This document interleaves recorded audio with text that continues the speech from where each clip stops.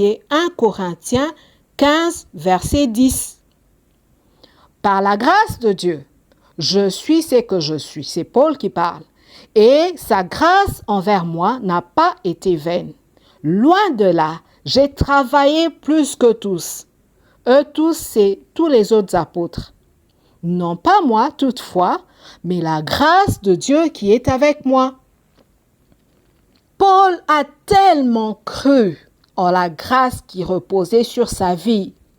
Il l'a tellement valorisé qu'il a pu accomplir des grandes choses avec le Seigneur.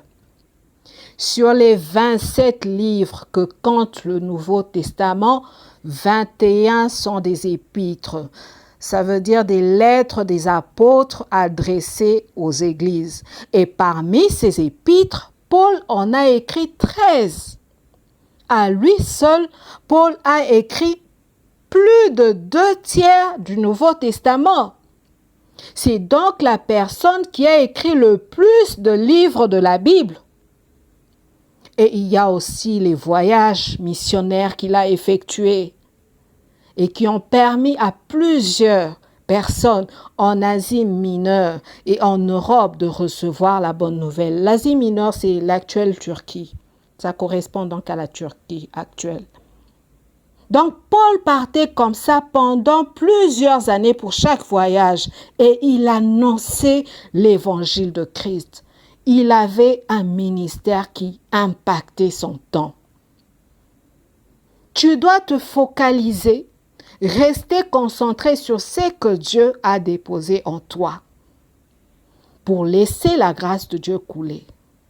Tu dois être déterminé à accomplir ta mission et tu dois t'éloigner de tout ce qui pourrait constituer une distraction ou de tout ce qui ne cadre pas avec ta mission.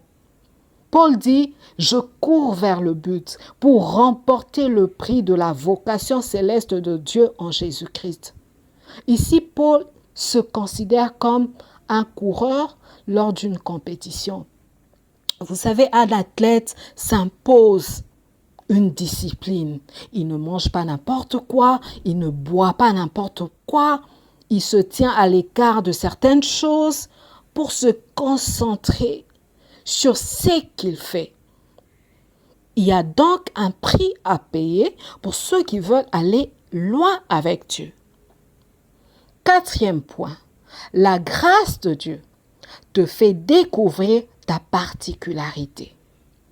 Ta particularité, c'est ce qui te rend spécial.